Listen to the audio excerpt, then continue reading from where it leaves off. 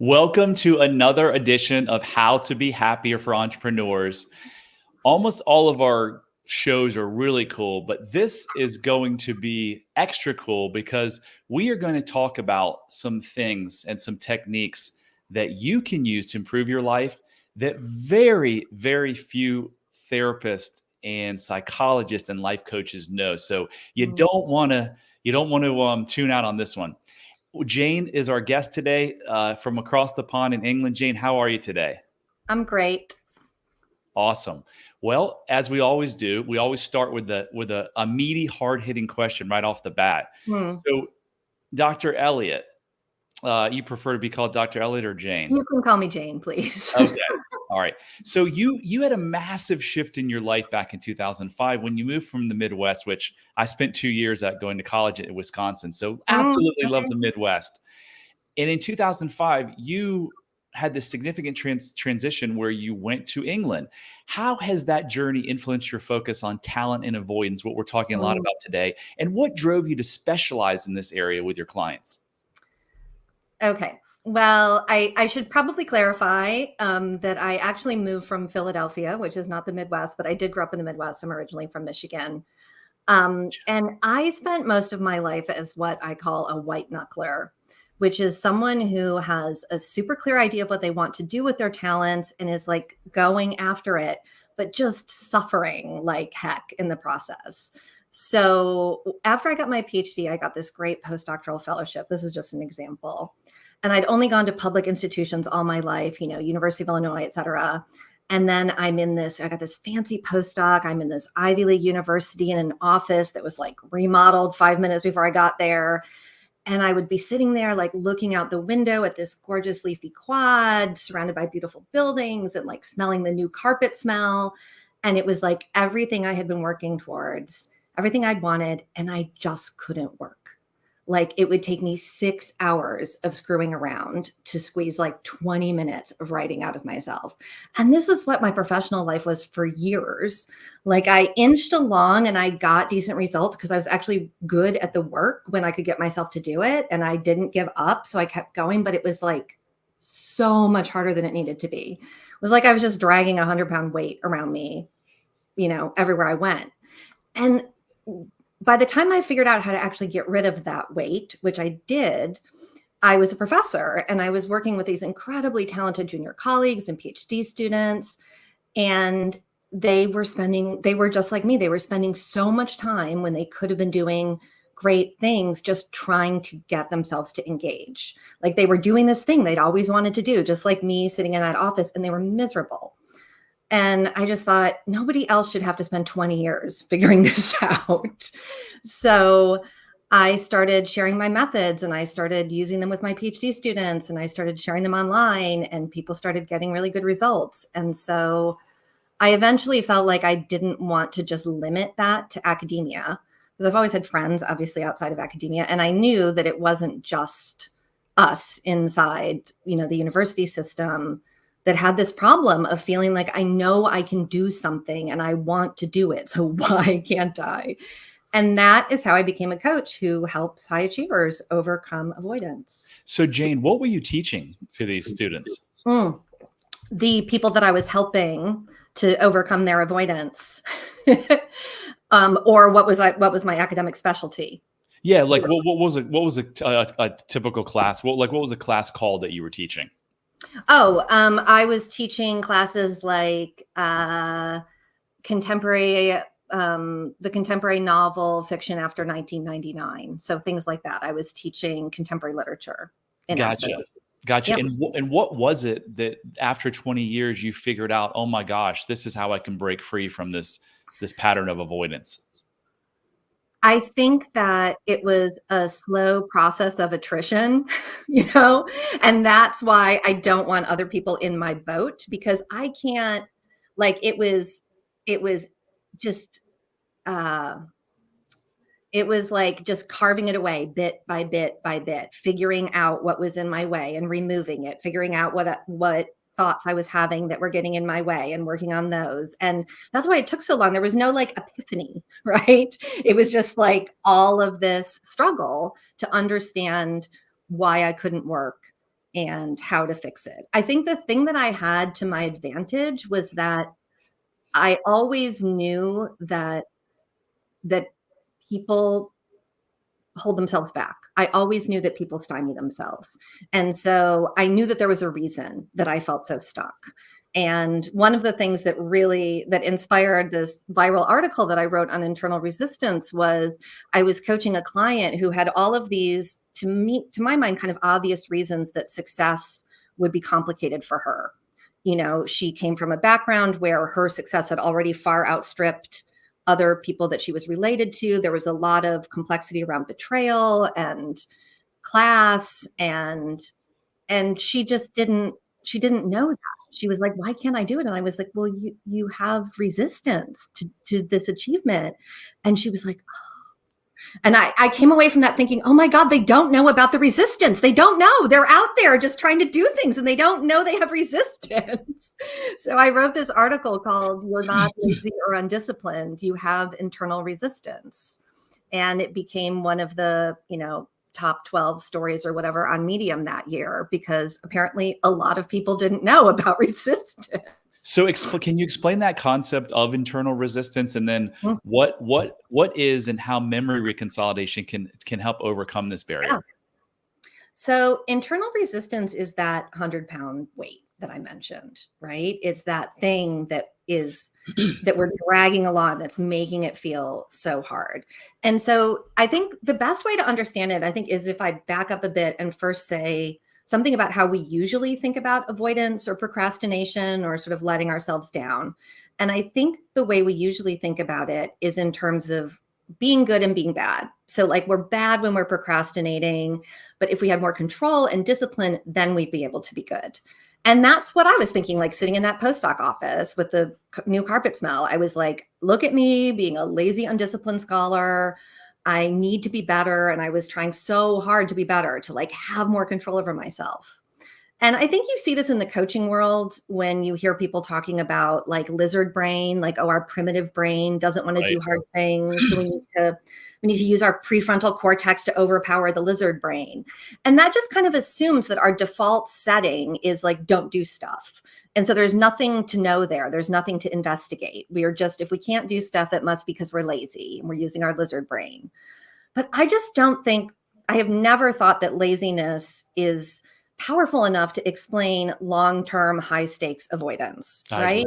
I agree. Like if laziness was powerful enough that it could defeat my drive to like enjoy that office that I'd worked so hard for, there's no way I'd ever like unload the fucking dishwasher or whatever, right? Like if laziness was that powerful, we wouldn't do anything. So this has made me kind of always think that there is something besides laziness or being undisciplined that is getting in the way in those moments. And I call that thing internal resistance. And so you can think about this in terms of moving from like the good, bad paradigm I just talked about to what I think of as the yes, no paradigm. So instead of us having a tendency to be bad and lazy, which we should overcome by being good, we have something in us that is saying yes to the task. So like something in me was like, yes, use this office, do good work, let's go. And something in me was like, no, absolutely not. We are not doing that. Stop. We will sit here screwing around on the internet for the next 5 hours. And that no, that's the internal resistance. And that no has to be powerful because it's forceful enough to push back on a yes that is like very strong and important to us. And in my case, I had that yes about making sense of the postdoc, but I also had this no, which eventually I understood was about how intimidated and outclassed and terrified I felt at that institution. And it's because both the no and the yes are so powerful that it feels like a battle. Like when you're suffering long-term avoidance, you're just being like ground between the yes and the no. And that's why it sucks so much. And that's the other reason that I think that the laziness explanation isn't very good, because it sort of suggests that we're enjoying ourselves But when you are stuck in long-term avoidance and you can't get yourself to work, you're not enjoying that time on Netflix. You're not enjoying that time screwing around on Twitter or whatever. You are miserable. You're like, what is happening? I'm doing it again and I can't stop. So Jane, in your situation, your brain was protecting you from something that it thought was worse, right? Mhm. And while you had this negativity around avoidance, and if I'm avoiding, then I can't get the work done, and that's going to cause more negativity. It was your brain's perceived solution to a problem that it thought was worse, right? And I think Yes, you just mentioned absolutely. you mentioned that problem, and that problem Yeah, was like you felt outclassed at this institution. You felt like you yeah. shouldn't have been there. Is that what I'm hearing? I think that it was a slightly more shaded than that, in that I think that I'd gone there to revise my dissertation as a book, right? That was my role. That was my job while I was there. And in order to do that, I was taking my book into places, I was taking my research into places that were more idiosyncratic, more individualistic, more based on my own interests. And that's like a self-reveal, right? That was going to require me to ante up more of who I really was and really show that. Meanwhile, I'm in this place where I'm very worried that who I really am Oh isn't wow. exactly the right person, right? Wow. So So you couldn't be your authentic self. I was afraid to. Afraid. I wasn't, that year I also got an academic job, and those aren't easy to get. So like I said, I was always like inching along. I did write that book, but I was like fighting myself the whole way. Wow. So Yeah. tell us about memory reconsolidation. What is it, and how can it overcome a barrier like this? Okay.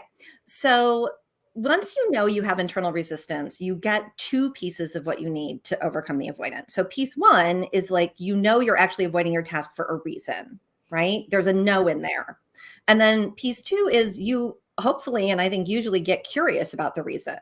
So you kind of shift from like pointless questions like, oh my God, what's wrong with me? Why can't I do this? To like actually useful questions like, why might some part of me not want to do this thing? So those are the first two pieces, and memory reconsolidation is the third one because of where this no is coming from in the brain. I think with the kind of strong no that you get with long-term avoidance, you are dealing with an emotionally charged rule that you learned about reality at some point. So we could say my rule was something like, things don't go well when you show who you really are. Okay. And these rules are things about how the world works, who we are, what we're allowed to have, what's likely to happen. I mean, it can be things like relationships don't work out, or like, you can't trust the boss or whatever. These are the kind of rules about reality we have, and they get stored in what's called implicit memory, which doesn't update under normal conditions. So you can encounter however much evidence counter to this rule, and the rule will stay completely intact unless you use memory reconsolidation. Memory reconsolidation is the process by which you can rewrite these rules. So rather than just putting down new evidence, new pathways, you go into the original pathway, you change the rule. And that means that part of you that's been like, no, no, no, is just stands down. They no longer have a rule telling them they have to get in your way.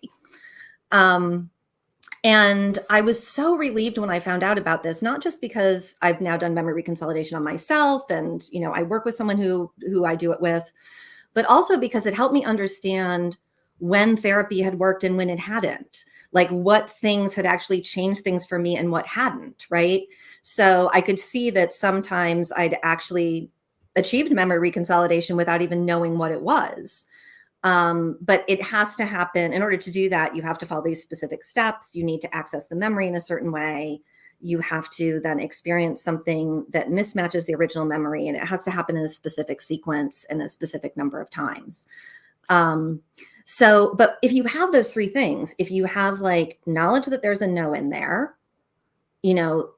the commitment to figuring out what the rule is for, what's causing the no, and you have memory reconsolidation, you can just eradicate long-term avoidance. It's not a better strategy for coping with it. It's just gone. Gone.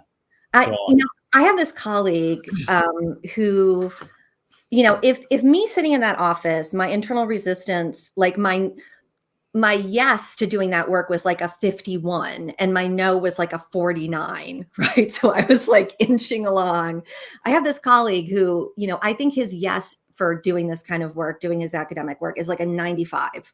His no is like a 5. Like his no may actually be like, oh, I'd rather lay on the couch for 10 minutes or whatever.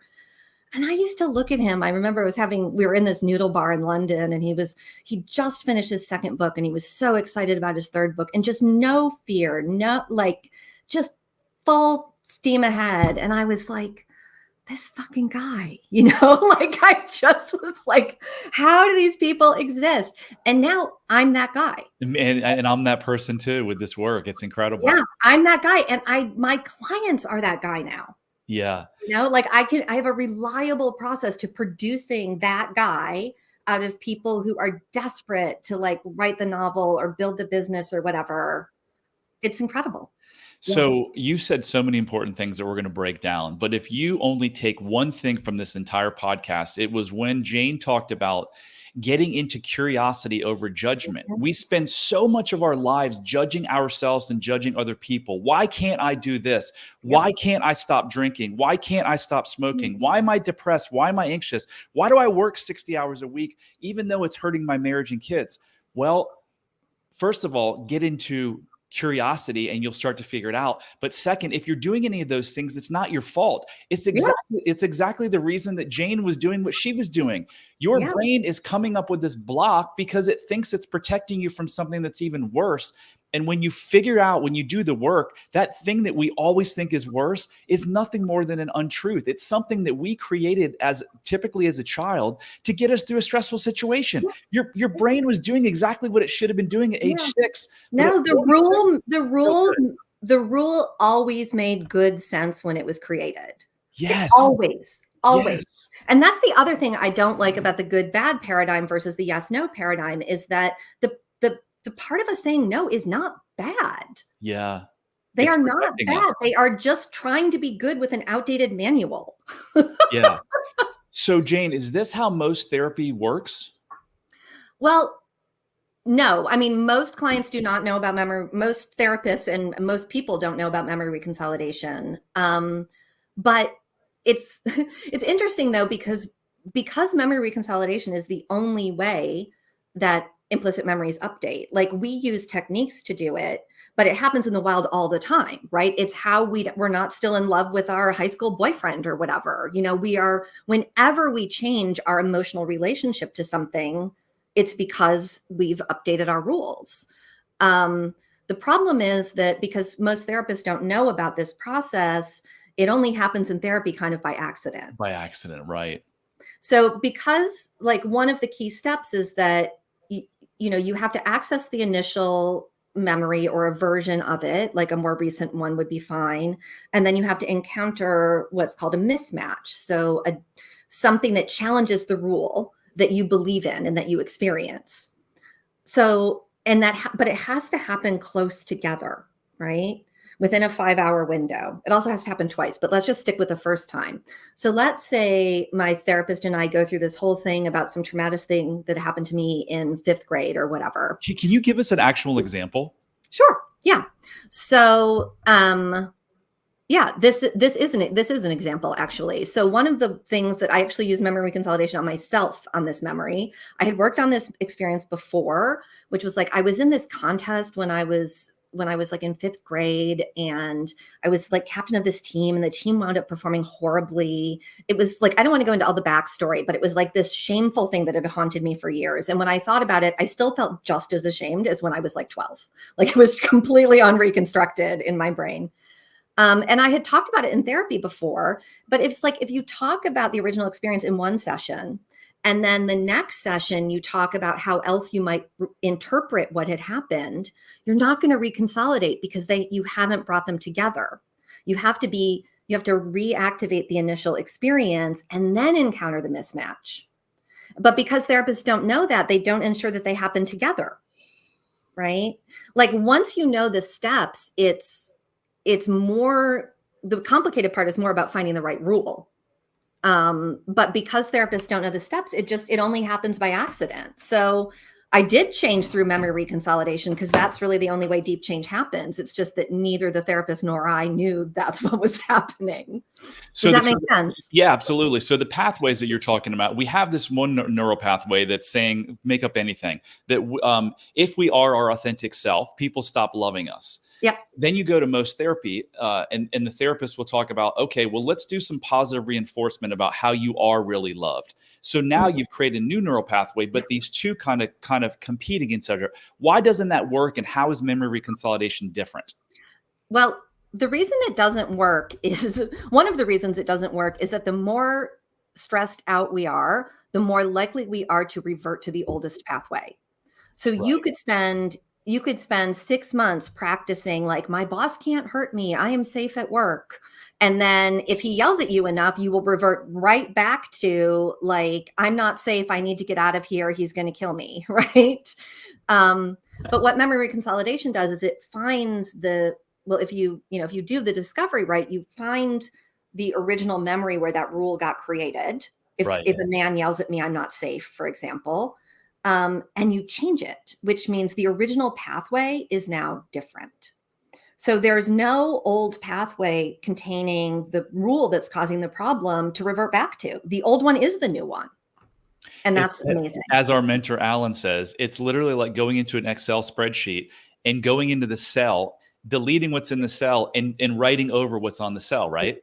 Yeah, no, absolutely. I mean, it's really interesting too, because I mean, I don't know how to do the process of memory consolidation, but I do a lot of imaginal work.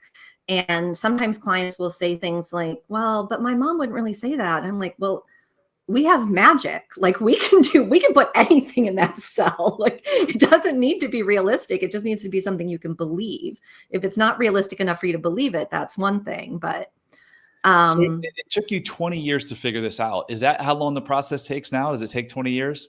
No, it takes me, my program is 3 months long. So, and we get pretty amazing results in 3 months. I mean, it's very intensive. Like unlike most 3-month programs, we meet twice a week. So I often say it's like a 6-month program crammed into 3, but I think that intensive and short works better for avoidant people. I just think, when I started putting this together, I was like, okay, how do I create a learning environment for avoidant people? Right? If you put a lot of rules in place to make sure they engage, they may immediately start judging themselves at the first dereliction and then, nope out. So I put a lot of thought into it. And one of the things I decided was I didn't want it to be too long. I didn't want people's brains to be able to tell them like, oh, you don't need to worry about that now. We'll deal with that in August, in month 5. It's like, no, we've got 3 months, twice a week. You're in it. And so do you sometimes see massive shifts though before the 3 months are up? Oh yeah, for sure. Yeah, even before the 3 months are up. And one of the things that happens that's really interesting is it's sort of like these beliefs are often in layers. And so once you remove, I have to be super responsible because no one's watching the ball at home. My parents aren't watching the ball at home. I need to be the adult in the room. Once you get rid of that rule, then maybe you find, school is the only place I'm safe and I have to do well here to keep that safe space, right? So it's like, as you pull them away, you find more. But with each one, you get massive change for sure. Yeah. Speaking of massive change, can you tell us, I know you've worked with so many clients over the years. Can you tell us like a client success story that kind of just, rises to the top when you think about them? Yeah. So I have this client who, she hired me basically because she had been promoted into being the head of this new department at her work. And it was, she was going into a really chaotic situation and being asked to transform it.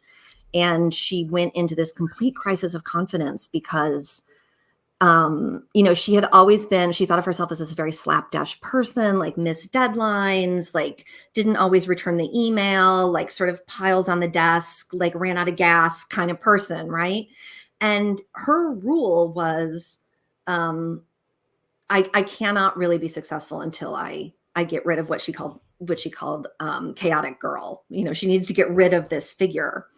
And as we did this work and figured out where this chaos was coming from and what was actually causing her to have to, make so much noise in her life, she actually realized that she didn't need to change any of those things in order to be amazing at this job. She was able to recognize that she wasn't appointed because she was good at email. She was appointed because she's amazing with people, and they trusted her to like draw this incredibly contentious group of people together through her vision. And it was such a great example of like good, bad to yes, no, because when she was so stuck in good, bad, all she could see was, I need to fix myself so I can do this job. Right. But what she actually needed to do was change her expectations of herself so that she could see that anybody could send an email, anybody could remind her of a deadline. She had this like, magic quality that was why they put her in this position. And I really, and she's just totally kicking ass at it now, and really enjoying herself too. And it was really amazing to watch because she was one of the people, I mean, almost everyone comes into these kind of programs wanting to be fixed, right?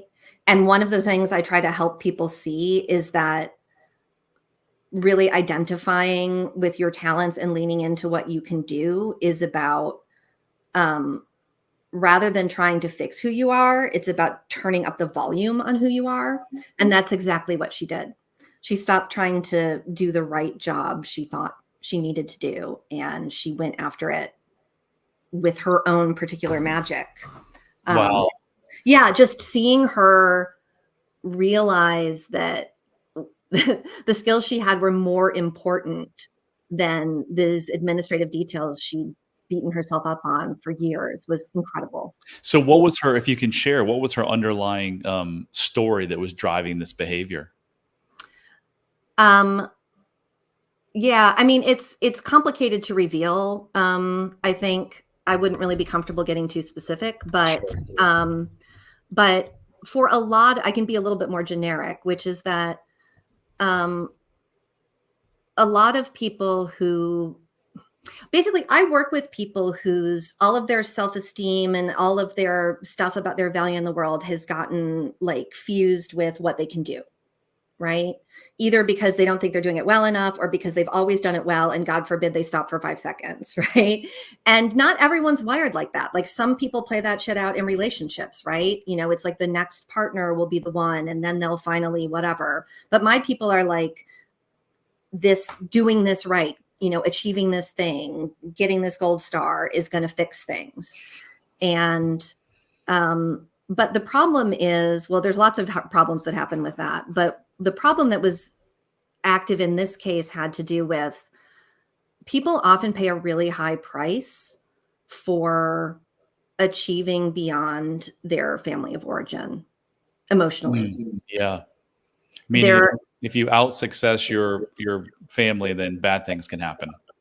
Yeah. And there can be a lot of guilt, but there can also be, sometimes in moments where we really let ourselves succeed, we face things like, I couldn't save them. Right. Yeah. I don't know if you Yeah, go ahead. I don't know if you read Bruce Ecker's book, but he's a case study in there where a gentleman was a massive underachiever. And he found out that this underlying story that was driving this underachieving was, if I succeed, I'll let my dad off the hook for being such a bad dad. And I want to keep him on the hook because that's my only chance of ever reconnecting with him. And when he realized that was just an untrue story that he made up in childhood, everything in his life changed and he started to perform. So for 47 years, Jane, I thought I had high self-esteem. So if you're listening to this and you're wondering what your self-esteem is, or you're wondering, do I have some of these underlying things? Give yourself a treat. Go take 3 minutes out of your life and take this self-love quiz at bradchandler.com/quiz. And because all change begins with awareness. So see where you stand. See if you have some of these stories affecting. So Jane, as we wrap up, there's willpower is a topic of much debate. Yes. In your experience, why is willpower overrated when it comes to transforming our lives? Well, you know how I talked about there's the yes part and there's the no part? The problem with willpower is that the no part also has willpower. It has a lot of willpower. So if the yes part ramps up its pressure, the no part will just ramp up its pressure, right? So That is fascinating. I've never thought about it that way. yeah. The no often has more willpower than the yes. Yeah, because Oh it my comes gosh. from a really old, embedded, emotionally charged rule, Yes. right? Wow. Like the no part will throw itself in front of a train to stop us. Like Oh it my is so gosh. determined. And so Yes. that's why I think willpower is just a misplaced tool. It's like I sometimes tell my clients, it's like trying to use willpower is like running at a door over and over, running at a locked door. Like, yeah, you might break it down eventually, but it's not that efficient. Like, what if we just unlock the door instead? Right? Wow. I'm just wowed right now. That's such an insight. Mm. So I really try to, I mean, I think what you said about curiosity um is really where things have to start, and that's why I like the yes no, because I think my my people, my clients, people I work with tend to be very analytical. And if once they write down all the yeses, they start to get curious about the nos. And once they start to get curious, they will start to use their big brains to actually try to figure out what's happening in there. And that's so much more effective than running at a locked door over and over. So I'm going to tell you a theory I have that Yep. I've taken. This is not Gabor Mate. Gabor Mate is one of my favorites in the world. He's just an Mm, amazing human being, and he's got this authenticity and attachment that all of us were mm, born with two primary needs. So I'm going to fuse your yes no with what he says, and then I'm going mm. to come up with my own theory. I want to hear your Okay. opinion Yeah, yeah, let's hear on it. it. So the yes is the what do we want? What is the outcome that we want? But the no is the powerful thing that is actually driving the negative behavior that we want to change that we can't. And that no is linked to attachment as a kid. So Mm, let me give you an example. I tell my mom that I hate her because she won't give me a cookie. She cries for 2 hours, and then dad comes home and hits me. So my learned belief is if I am my authentic self, love will get taken from me. If love gets taken from me, then I will die, because if if I'm not attached to my parents, I'm going to die. So, mm, Jane, my theory is that our adult brains are really just operating as a 6-year-old brain because our subconscious mind doesn't know time. So, I think these things that create anxiety or keep us stuck really go back to survival. I think our brains literally go back to, if this happens, you might die. And that's why the willpower of the no overpowers the yes, because it's like a life or death thing. We're not thinking that. We don't say, hey, I've got to have this drink because if not, I'm going to die. But our subconscious is telling us that. What do you think of that? yeah, I absolutely agree. I mean, I don't think all the no's are attachments, but I think that if you have a no that is powering long-term avoidance, it is about a primal unmet need, Yeah. whether that's safety or protection or attunement Yeah. or, unconditional acceptance. That's One of that's what the that's better said. You said it better. I didn't really mean attachment. I meant that if you didn't have that need, you could die. Yeah. And I think that we are biologically wired to react to our parent to varieties of parents' emotional expression toward us as survival issues. Love it. So if I think that that's inherent. I really yeah. do, because you're a little helpless thing. If mom is mad, you could die if in a certain scenario. Yeah. Yeah. So if you've got anxiety, depression, addiction, you drink too much, you've got a shitty marriage, like it's literally not your fault. You are doing what your brain thinks is Yeah. the right thing to do by just protecting itself. But through what we've talked about today and the work that Jane does and the work that I do, using memory reconsolidation, other techniques, like you don't have to go through 20 years of misery. I don't know No. if it was misery. You don't have to go through 3 decades of therapy like I did. Like Mhm. this work can be done in a matter of hours, Yeah. weeks, months, not years. Absolutely. Yeah. And I mean, I'm not going to say it's always fun, but it's interesting. It is so much more interesting to try to figure out how your brain is trying to protect you than it is to just sit in a chair and yell at yourself for why you're bad.